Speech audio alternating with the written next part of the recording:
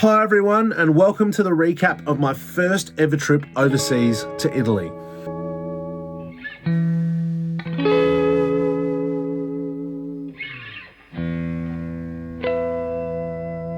Alright folks, I'm home now in Adelaide. I'm settled, I'm back in rhythm, and it's nice to be home, but I actually kind of miss Italy because I had such a great time. So yeah, the whole trip was really amazing. Some incredible food and people and gigs, and it was just such a great experience. The only real downside was the travel. As a bigger guy, it's pretty uncomfortable in economy to sit in a plane for 20 hours, and then so I also have pretty bad back issues which I'm dealing with. So yeah, it was a bit of a challenge, the travel, but it was all worth it. So basically, I left Adelaide and flew to Doha, which was a 13-hour trip, then a 4-hour layover, and then another 6.5, 7 hours from Doha to Venice. And I tell you what, I was pretty happy by the time I got to Venice that all the travel was done. I was picked up at the airport by Francesco Favaretto, who's the guy who basically, this was his brainchild, this whole trip. He decided that he'd previously done this blues and wine festival at their venue, Corte Carezzabella, and he basically decided that he wanted me to come and play the second edition of that festival that they've ever done. So it was pretty amazing that he decided that I was the person he wanted to bring to come and play. So I'm forever indebted to you, Francesco. So basically, the first day, Francesco picked me up. I kind of settled in and relaxed, and we had some food, which was incredible. All of the food was just phenomenal. And then the next, so my first proper day in Venice, the next day not in Venice, we're actually in Rovigo, which is about an hour out of Venice. So my first day, we went over to see the guys at RedSeven Amplification. So we had an awesome day in there trying out all of the amps that those guys make, and ended up finding one that worked really, really well with both of my guitars and the pedal board that they'd put together for me to use. So very thankful that we were able to use those awesome RedSeven amps, and they're such really lovely guys and super passionate about making good equipment. So I look forward to playing their amps again, and maybe keep your eyes peeled for something interesting that might come out with RedSeven at some point, maybe. Okay, so then after going to see the guys at RedSeven, I unfortunately succumbed to some form of illness that I acquired on the plane. So I was basically out of action for 2 days. Luckily, I had a little bit of buffer time between getting there and the first gig, because I was in bed with chills and fevers and cough, and I lost my voice. So very lucky that I had a little bit of downtime to get myself back together in time to play the first gig, which was the big gig out of the two gigs we had booked. So this gig was at the place I was staying, Corte Carezzabella, and the day before the gig we had about a 40-minute rehearsal between me and the musicians I was playing with. So we had two local guys that from that kind of region. We had Iarin Munari on drums and Muneratti on bass. So those two guys have played together a bunch and are really tight, great musos, and super guys. And then on top of that, we also had a keyboard player who's a friend of mine who I've known for at least 10 years. Priete, who actually lived in Adelaide, but he's now back in Italy. He's down south though, so he had to get the the train up to come and play with us. But that was such a great experience to be able to be reunited with Will and play some music together after all these years. So yeah, an absolutely great experience. So our first show went really, really well. My voice was a bit crunchy, but we got through it, and I felt okay. So I was able to kind of play as I would normally, and I really gelled great with those guys in the band. So it was super easy.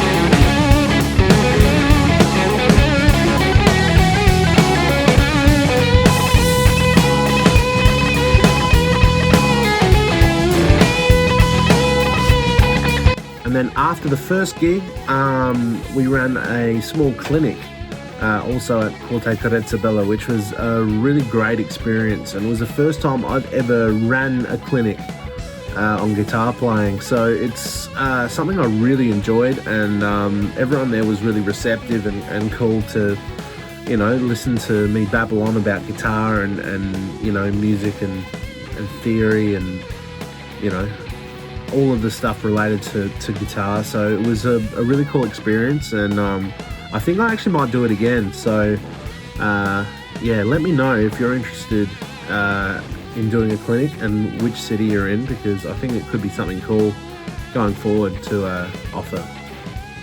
Then we had a couple of days off in between, and on the, I think it was a Sunday night, the drummer Iarin, he took me and Will out into Rovigo, and we had a bit of a look around. It was my first chance of doing, it was my first and only real sightseeing that I did.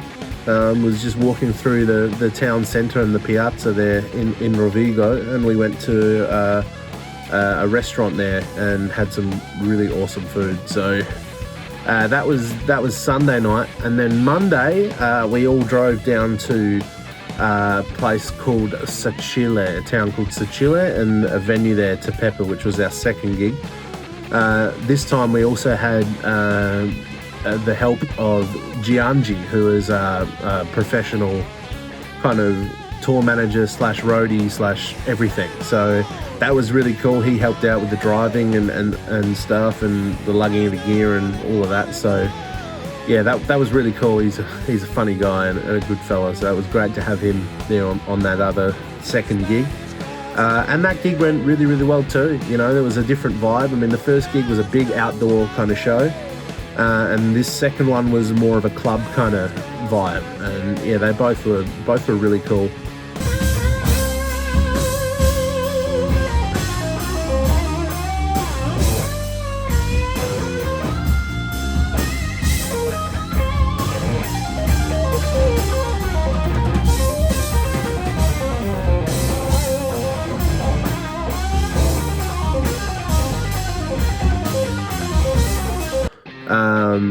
So basically after that, I spent a bit of time kind of relaxing by the pool and just chilling out. William went back home, and on the last night we went over to the roadie slash tour manager Giangi's place and had some dinner, and you know, it was beautiful to be out in the country. I mean, I spent most of the time in the countryside.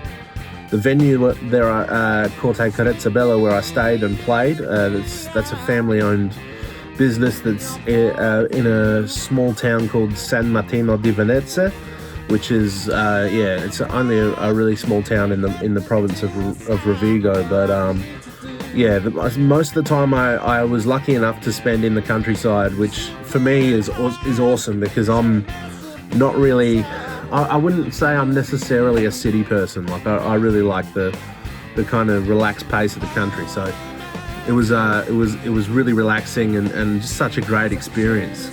So that was the last night. We went and had dinner at Giangi's place, and before I knew it, I was getting on a plane again. And this time the trip home was even longer than the trip there. It was, let me think, I think it was 30 hours all up. So the 6.5 hour flight from Venice to Doha, and then 3 hours layover, and then the 13 hours from Doha to Melbourne this time, and then I got to the time I got to Melbourne was 11 p.m. local time, and then the flight to Adelaide wasn't until 5:40 in the morning.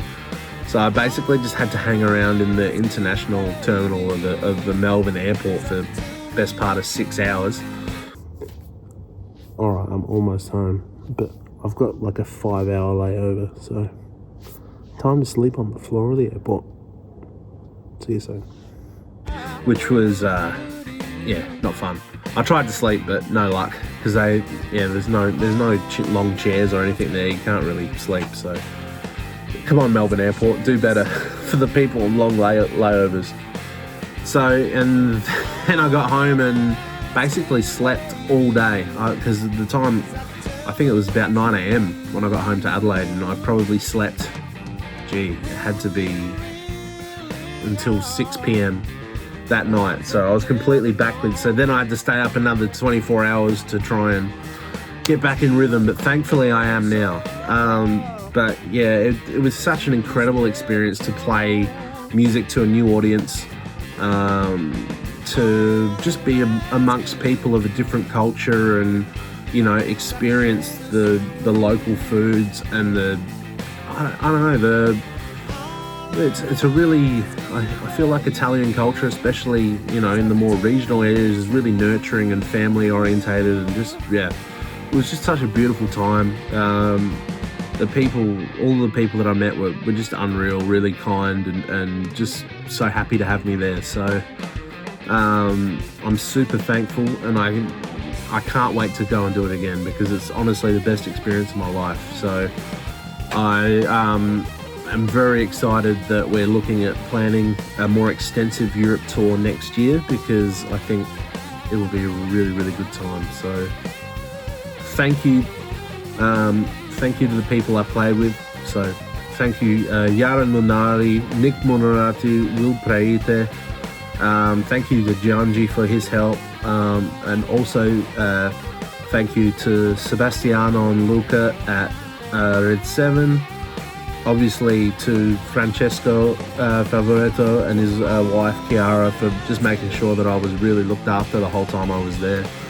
It was just such a wonderful time. I can't wait to look at possibly doing it again, because this is the start of more things. So and I guess overall, thank you to everybody out there who continues to support my music and buy merch and listen to my music and engage with my social media and do all the things that help me get to the next level. So thank you to all of you. I can't wait to share information with you about all the cool things that we're already starting to plan for the end of this year and 2025. So much love.